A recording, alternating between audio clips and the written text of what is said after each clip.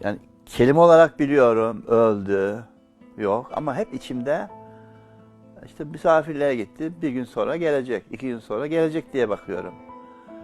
3 gün geçti gelmedi, 4 gün geçti gelmedi, 5 gün geçti gelmedi ve bir gün dedim ki annemi bir daha göremeyeceğim. Enteresan bir şekilde çocuk aklımda şuna karar vermişim. Annen yok, kimsen yok.